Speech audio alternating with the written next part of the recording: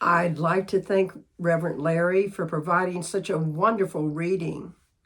Wow, it was beautiful, wasn't it?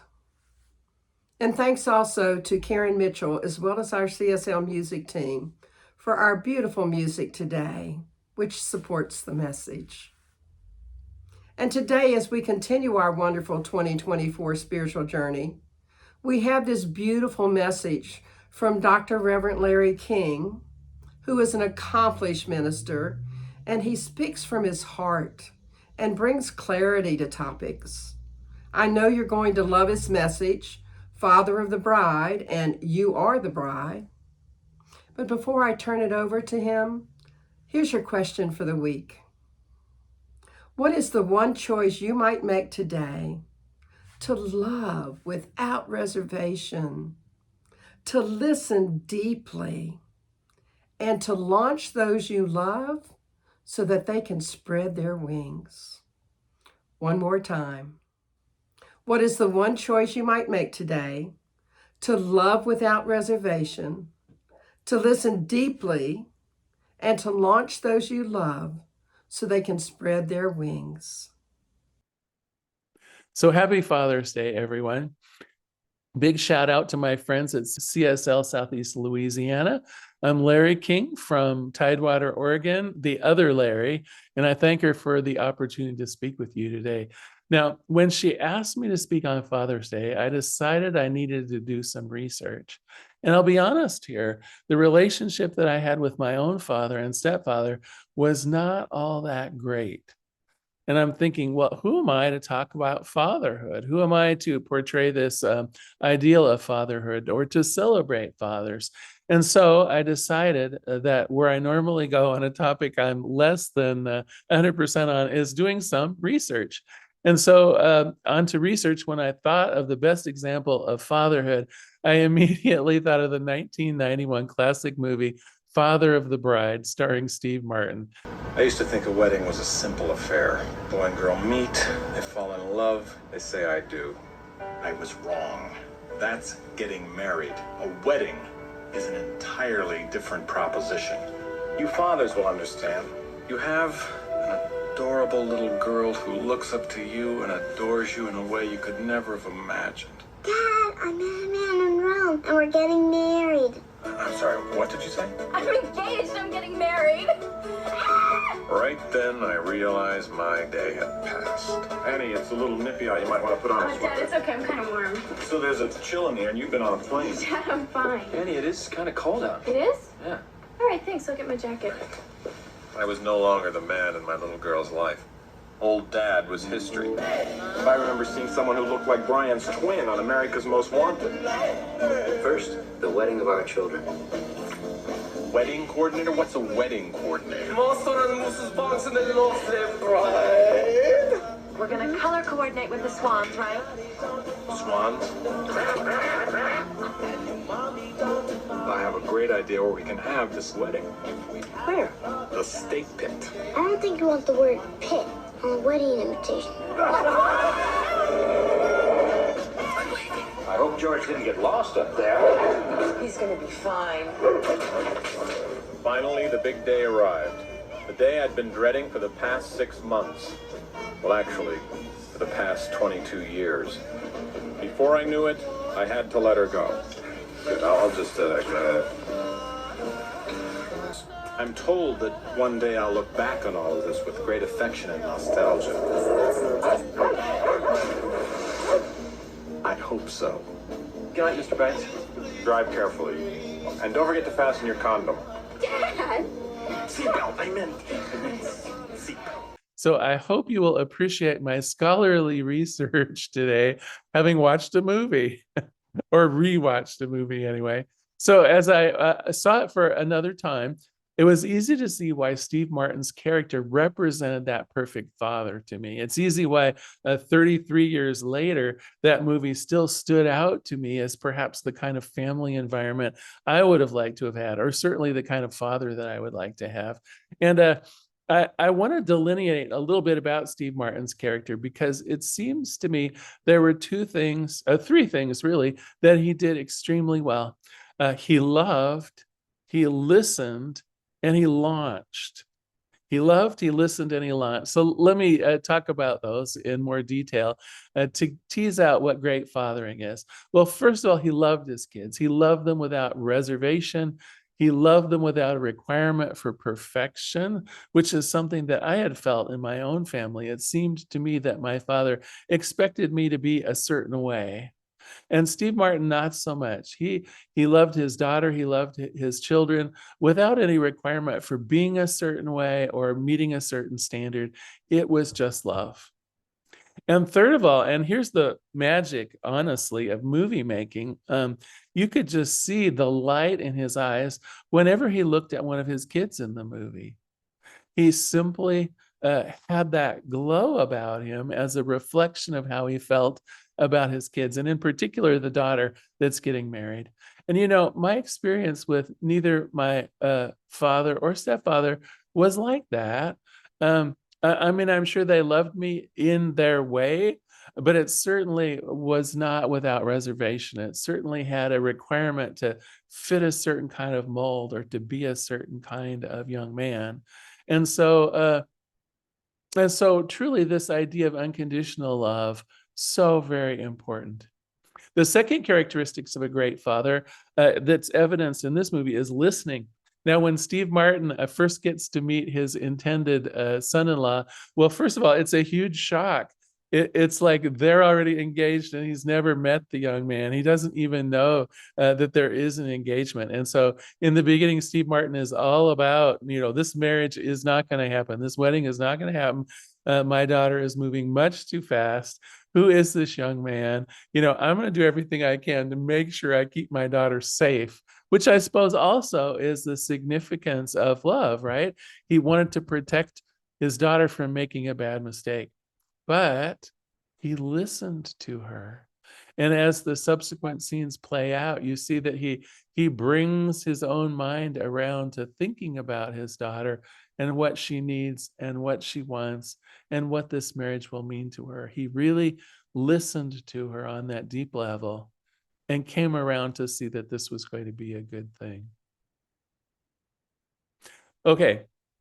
You know, that reminds me though of another bit of research I did a few years ago. A few years ago, I was doing a series around Christmas time. And one of the things that I researched was, well, what do kids really want from their parents? And it was interesting. You would think it was iPhones. You would think it was, I don't know, video games and things like that. And of course, those were on the list. Don't get me wrong. Those things were definitely on the list. But what kids mostly wanted was that their parents to spend quality time to them and really listen. Listening is such a rare gift. The listening that Steve Martin displayed in this movie, the listening that parents can do for their children, it makes all the world of difference. All right, the third characteristics of a great father is the launch. And I got to explain this, right? The love, the listening, and the launch. You know, parents have the capability of never letting go of their children. And I'm sure you know people, maybe you're one of them, where you go to visit your parents. You're fully an adult now. You're 35 years old. You go to visit your parents, and suddenly you feel like you're 5 years old again. They treat you in a certain way.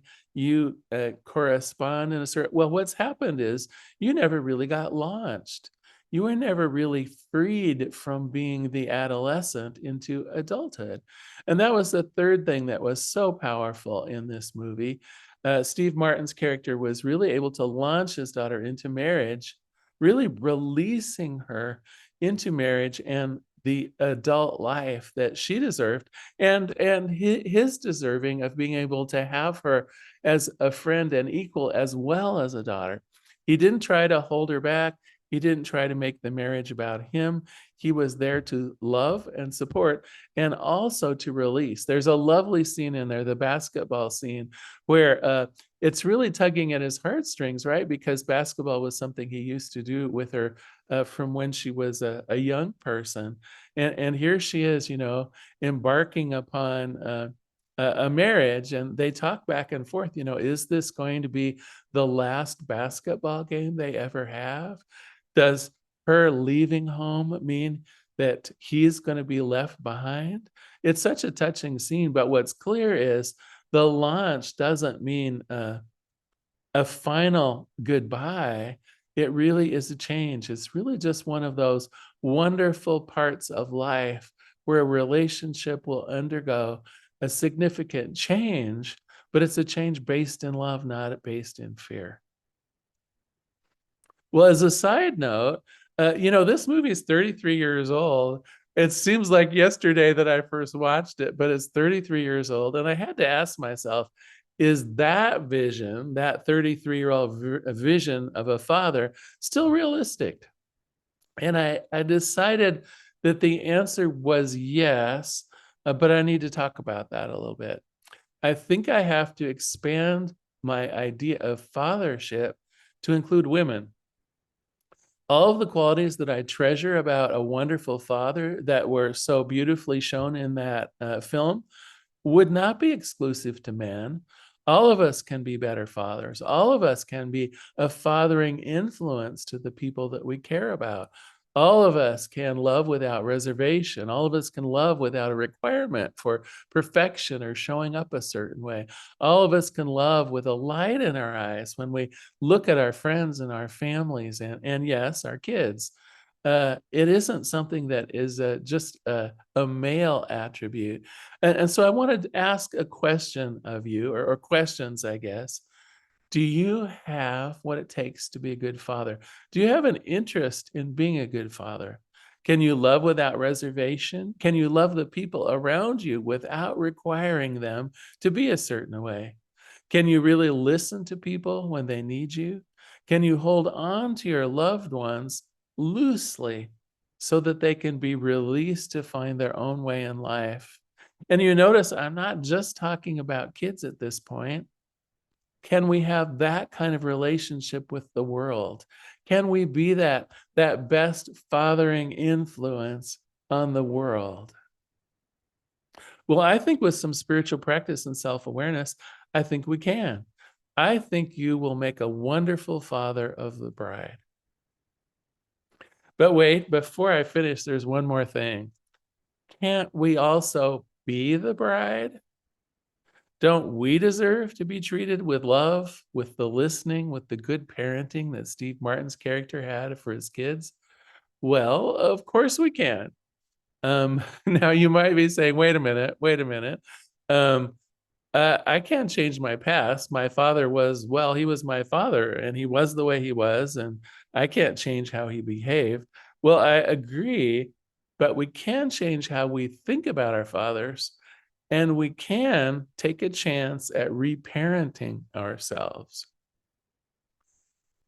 So what does that look like exactly? Well, first of all, we can change how we think about our fathers. We're not apt to be a good fatherly influence if our opinion of fathers is negative. So first of all, the idea of forgiveness to some fathers that were maybe not as skillful as they could be, that can release in us that desire and that willingness to be a good parent, to have a fathering influence that is positive out in the world.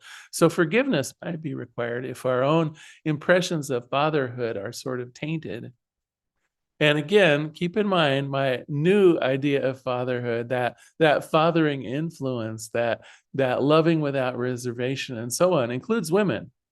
So first of all, some forgiveness might be involved, but more important than that, I think we treat others how often we treat ourselves. And so when I suggest that you might be the father of the bride, you might also be the bride, but it depends upon how you think about yourself. If we can begin treating ourselves well with the same love, listening, careful consideration that we've learned make up a good father, if we treat ourselves well, I believe the universe will respond. When we believe that we deserve to be treated well, when we deserve that glorious wedding with life, Spirit will make sure that the right fatherly influence come our way. It's not too late to be launched into a better life. It's not too late to have the best relationship, the best job, or the best retirement. the father of the bride can be us, and the bride can be us too. So to summarize today, we've talked a little bit about the idea of what it means to be a good father. We've explored the notion that fatherhood doesn't have to be gendered, that we can all be that light, that love, that listener, that good launcher. We can be all of those things to our children, to our friends, to the people that matter to us. We can be that loving presence in the world. And lastly, we talked a little bit about the idea of reparenting, that just because our own experience with fathers has not been as good, not as ideal as we would like, and we can do something about that. We can start by forgiving ourselves and our fathers, and we can end by reparenting if necessary, treating ourselves with the love that we would have liked to have been treated as a child, treating ourselves with that sweetness and tenderness that we would like. And so I want to close with a prayer today, but also a bit of homework. Homework first. So what I would like you to do this week is notice, first of all, how you're treating other people. Are you treating them like the Steve Martin character? And if you haven't seen the movie, by the way, it's lovely. I would encourage you to rent it or watch it.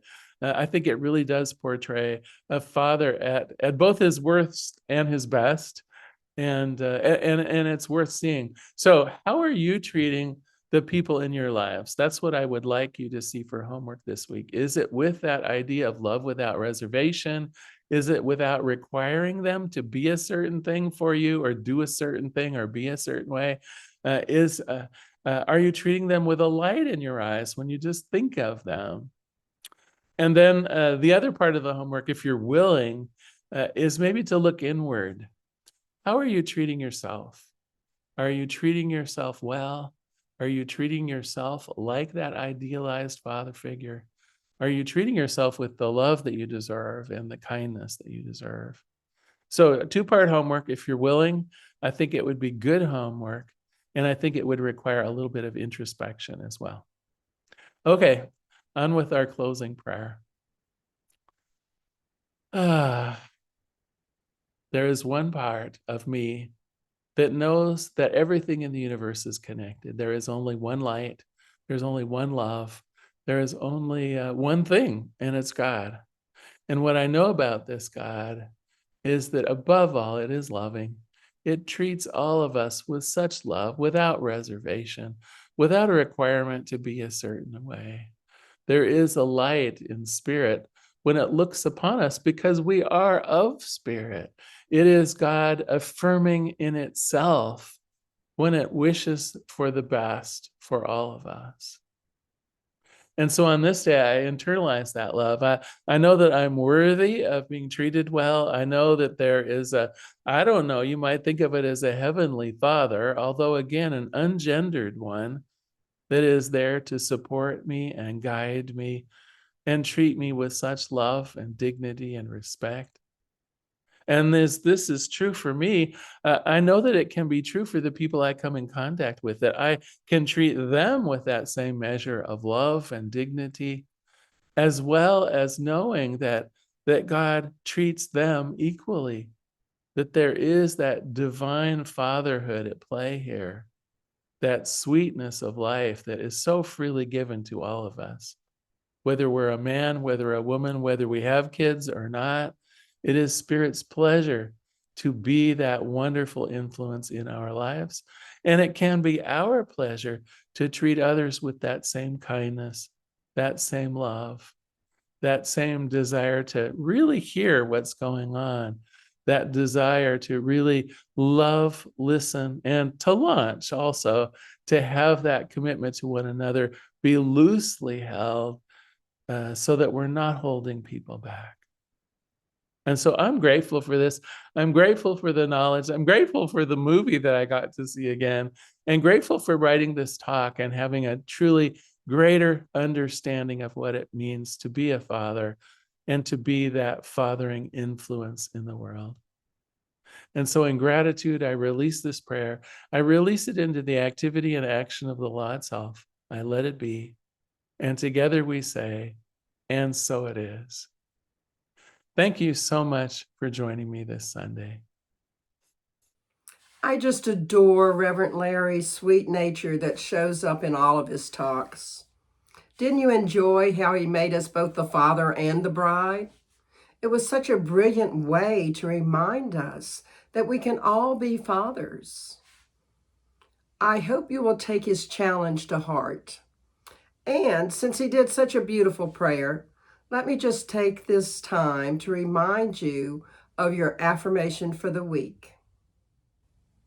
How is it I so willingly and effortlessly love without reservation, listen deeply, and launch those I love so they can spread their wings?